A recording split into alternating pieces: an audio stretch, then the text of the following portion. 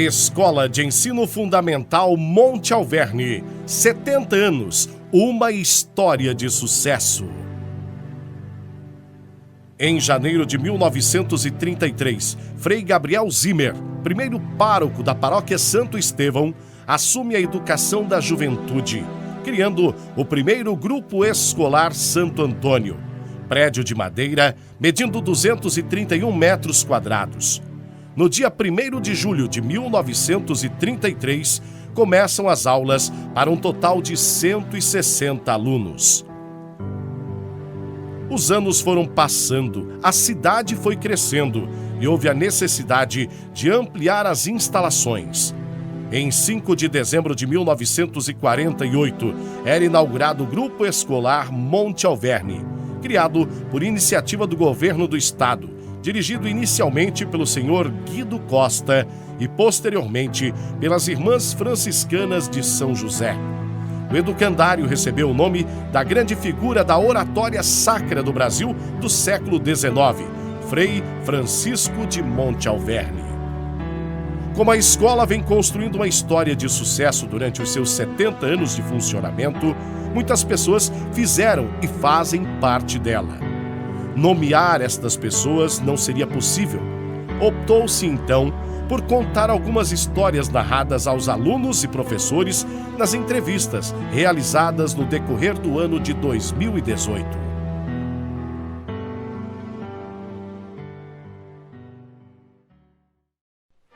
Não importa a sua idade, os primeiros anos de escola, sem dúvida, deixaram uma marca enorme na história da sua vida. É nesse período que todos deixamos de ser os bebezinhos da mamãe e passamos a ter responsabilidades e horários a cumprir. Uma das coisas que mais lembramos do início da escola é do nosso material escolar. Aqueles itens avulsos que tínhamos. Alguns até eram dados como presente de aniversário ou no Dia da Criança, que faziam sucesso entre os colegas de sala de aula. Qualquer item escolar diferente era tratado como peça de coleção, para a alegria do dono e olhares curiosos dos colegas. Algumas coisas que faziam parte daqueles tempos de descobertas não conseguimos esquecer. Era uma sensação incrível. O uniforme era muito diferente. Muitos alunos vinham de pés descalços. O material era levado para a escola em pastas ou na mão. As canetas, lápis, borrachas e cadernos eram muito simples. Os cadernos e livros eram encapados com plástico fino de uma única cor. Poucos alunos tinham lápis de cor. As caixas tinham no máximo 12 cores. Alguns alunos tinham estojo de madeira que tinha uma porta deslizante. Era o sonho de 10 em cada 10 estudantes. Hoje, o uniforme é moderno. Os tênis de marcas famosas. As mochilas são fantásticas, coloridas, com rodinhas. Os cadernos possuem lindas capas duras com temas atuais. Lápis coloridos, canetas com cores e modelos variados. Apontadores, réguas e borrachas temáticas. As caixas de lápis de cor com 48 cores são comuns. Muitas cores, muito glamour e muito glitter. Na época em que eu estudei na escola, as coisas eram muito diferentes.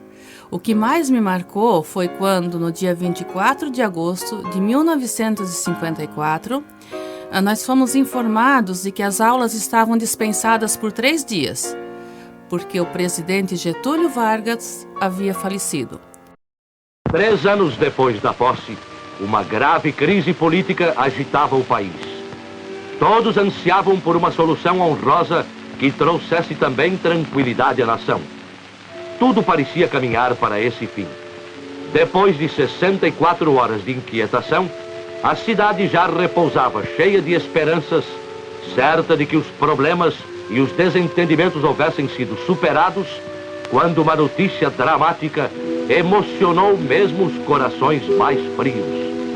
Pusera termo à vida o presidente Vargas.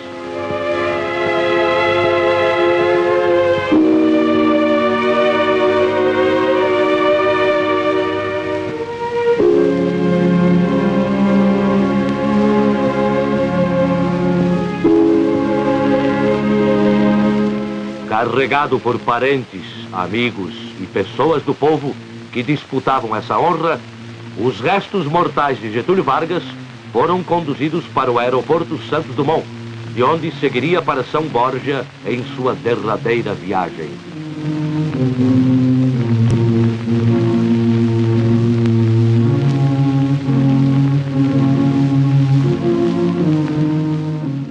Ficamos chocados com a notícia e fomos para casa lamentando muito o que tinha ocorrido.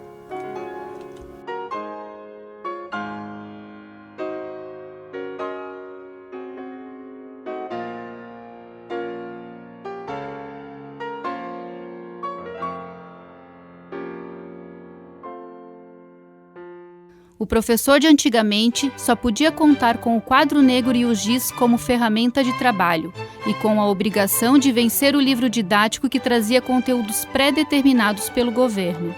Depois de um tempo, os professores começaram a usar o mimeógrafo e o projetor de slides. O mimeógrafo deixava as folhas molhadas, pois utilizava álcool para fazer as cópias. Eu gostava daquele cheiro. E o projetor era como mágica. Ficávamos encantados, esperando ansiosamente o barulho característico da imagem seguinte. O professor ensinava e o aluno apenas recebia o conhecimento de forma pronta e acabada. As opiniões e ideias dos alunos não eram aceitas. O ensino ainda era muito formal. O aluno ia para a escola apenas para receber informações. Professor e alunos eram distantes um do outro, e o diálogo entre eles representava situações isoladas.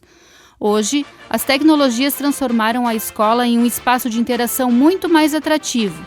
Existe uma facilidade muito grande para reproduzir material de apoio e avaliações. A escola se tornou um ambiente mais agradável, com aulas mais atrativas. As informações circulam muito rápido e o professor é muito mais acessível. Não é mais o centro de tudo e assumiu o papel de mediador para que o aluno possa alcançar a sua autonomia. Mesmo com todas as dificuldades, tenho saudades daquela época. Me lembro que a educação era bastante rígida. Namorar era proibido e tinha que ser escondido. Eu estava apaixonada pelo Fredolino e resolvi escrever uma carta de amor. Pedi para uma colega entregar.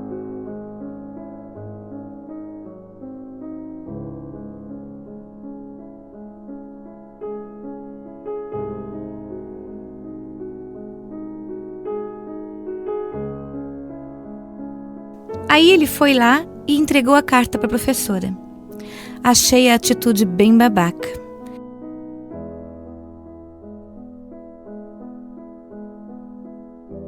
Eu passei muita vergonha.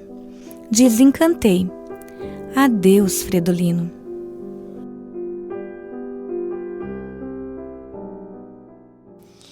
Sou aluna de outra época, mas passei pela mesma situação. Resolvi me declarar para o Gustavo, achava que ele era o amor da minha vida.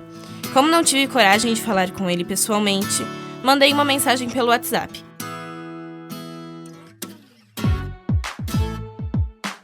Aí ele fez um print e enviou para vários grupos.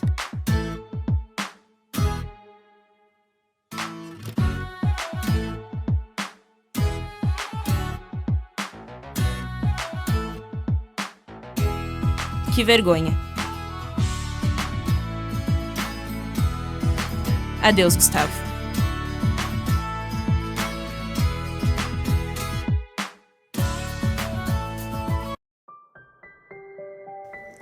Na minha época, a diretora era a irmã Salete. Nunca vi um sorriso em seus lábios, mas administrava com muita ordem e disciplina. Sinceramente, não me lembro de brigas na escola. Havia preconceito com relação aos filhos dos agricultores. Na verdade, as diferenças existiam, mas, de certa forma, eram camufladas porque as vítimas acabavam desistindo de estudar. Tínhamos que comprar os livros e isso também causava a desistência dos alunos, que não tinham condições financeiras. Hoje, como educadora, entendo que a escola era muito seletiva. Os pais exerciam ao máximo sua autoridade na educação dos filhos. Não passavam essa responsabilidade para a escola. Os professores castigavam os alunos e tinham o apoio dos pais, que cobravam o comportamento dos filhos e não dos professores.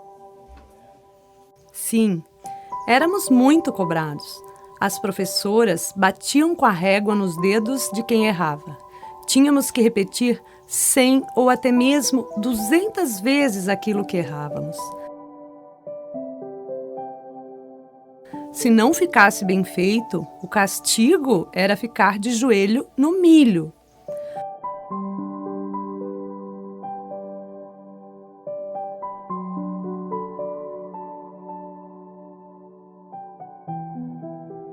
Fui uma vez ao quadro resolver um cálculo.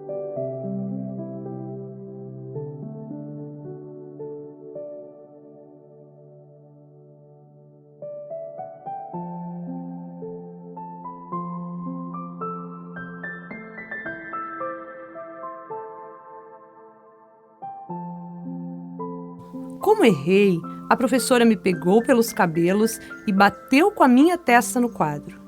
Tínhamos muito medo das suspensões e até mesmo de sermos expulsos. Hoje, os professores se aproximam mais dos alunos, conversam, procuram entender os seus problemas, explicam muitas vezes os conteúdos e atividades e fazem recuperação paralela. Os casos de indisciplina são resolvidos junto com as famílias à medida que eles acontecem. Os estudantes de hoje têm mais oportunidades.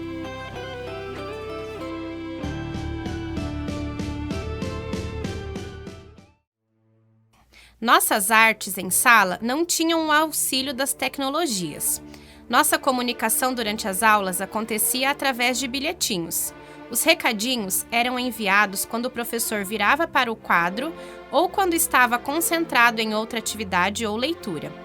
Quando o professor pegava um bilhete desses, éramos levados de forma delicada para a direção e os castigos começavam.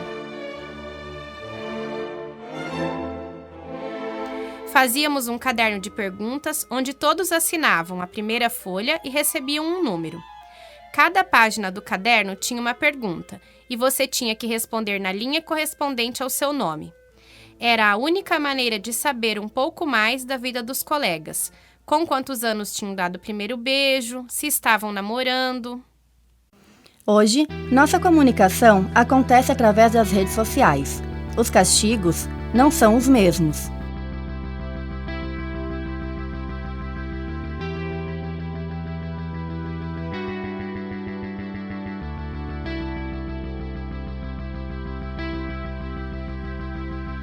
Mas quando o professor pega um aluno usando o celular em sala para mandar recados para os colegas, o celular é confiscado e é devolvido somente para os pais. Aí, fica dependendo da boa vontade deles. Acho que preferia ficar de joelho no milho. Ficar sem o celular é um castigo terrível. Não temos mais cadernos de perguntas e as informações sobre os colegas são obtidas nas redes sociais. As vidas das pessoas estão muito mais expostas. A nossa privacidade diminui a cada dia. Tínhamos na escola o que chamávamos de hora da leitura. Os professores escolhiam os livros que iríamos ler.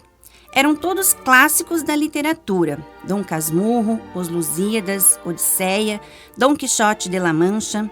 Alguns livros eram bem chatos, com termos que não conhecíamos, e a interpretação era difícil. Nessa aula, tínhamos que manter a postura nas carteiras e silêncio absoluto. Depois, tínhamos que contar para a professora o que tínhamos lido. Temos na escola um projeto de leitura muito legal. A comunidade escolar promove eventos para arrecadar dinheiro para a compra de livros e revistas, que são escolhidos pelos alunos. Também foram criados ambientes agradáveis para a leitura no pátio da escola, nas salas de aula e no cantinho da leitura, na biblioteca. Quem lê conversa sobre qualquer coisa e consegue formar opiniões sobre vários assuntos. A leitura se tornou interessante e estamos lendo muito mais e isso melhorou nossa aprendizagem. Nossa merenda não era muito variada. Era servido um feijão aguado na caneca.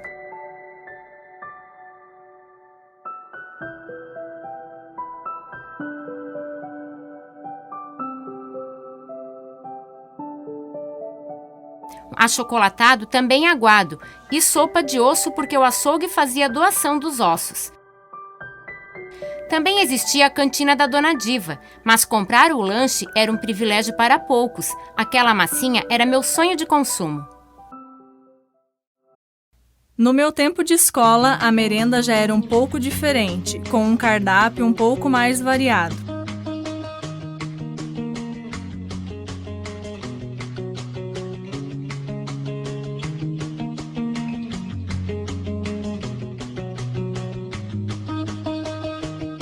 Quando tinha pão com frango, a fila era enorme, chegava a fazer curvas pelo pátio de tanto que os alunos gostavam. Conversei com alguns alunos e parece que a fila do pão com frango continua sendo a maior de todas. Acredito que as brincadeiras da minha época de escola eram mais saudáveis. Tínhamos mais amigos da escola, da vizinhança, as crianças da família. Conversávamos mais, os relacionamentos eram mais duradouros.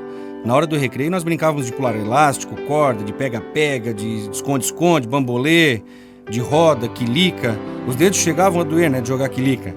Eram muito bom, sinto muitas saudades. Hoje, o recreio é monitorado com a ajuda de alunos e professores. Algumas brincadeiras continuam, como pular elástico, pega-pega e esconde-esconde. Também são distribuídos brinquedos, alguns alunos pegam livros para ler, uma turma dos anos finais brinca na quadra e uma turma dos anos iniciais brinca no parquinho. Como no recreio o celular pode ser usado, alguns alunos utilizam o celular nesse tempo.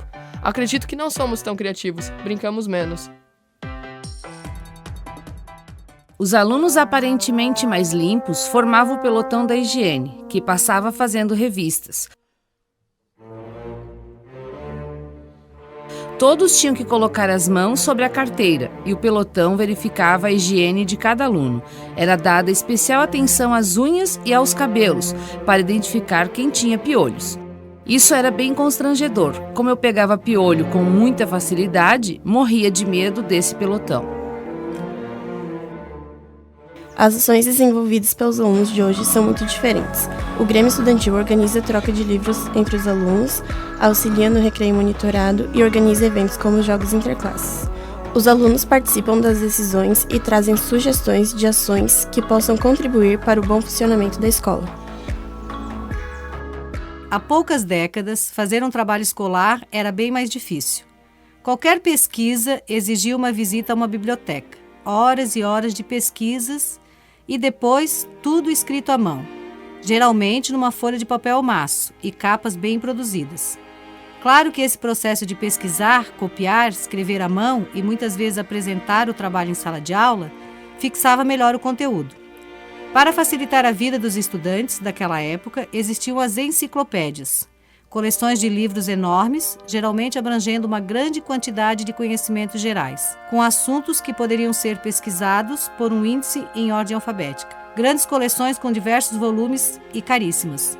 Nosso Google eram os 16 volumes da Barça. Hoje em dia é tudo mais fácil. Basta fazer uma pesquisa na internet. As respostas são imediatas. O Google facilita e muito a nossa vida. Porém, copiar e colar tem dificultado bastante a nossa aprendizagem. Quando a internet está muito ruim, já reclamamos que está demorando muito ou concluímos que temos que trocar de computador ou de celular. Eu acredito que a gente ganha bastante tempo, mas acabamos perdendo bastante conteúdo e estamos ficando cada vez mais impacientes. O evento do ano era o baile dos estudantes. Com esse baile, conseguíamos arrecadar dinheiro para a escola e escolhíamos a rainha dos estudantes. Em um desses bailes, fui escolhida a rainha e o dinheiro arrecadado foi utilizado para a construção da quadra de esportes, que ainda existe hoje na escola.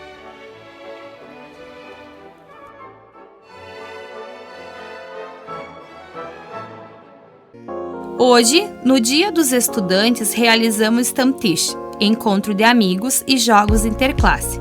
Esses eventos não têm finalidade financeira, mas contribuem para a união dos alunos e melhorarmos o nosso relacionamento com professores e toda a equipe. É muito legal. Cada turma monta sua barraca, compartilha lanches, dança, brinca. É um momento muito especial. A Escola de Ensino Fundamental Monte Alverne conquistou recentemente o Prêmio Gestão Escolar, recebendo o título de Escola Referência Nacional. possui uma equipe pedagógica e professores qualificados, determinados e com muita disposição para fazer um excelente trabalho. Sabe-se que este é o fator mais importante quando se trata de qualidade na educação. Sabe-se também que é preciso oferecer ensino e aprendizagem de excelência e ter capacidade de realizar mudanças que garantam equidade de oportunidades aos alunos que precisam desenvolver autonomia, competência e confiança para viver em um mundo globalizado. Parabéns a todas as pessoas que participaram destes 70 anos de história. Parabéns, Escola de Ensino Fundamental Monte Alverne.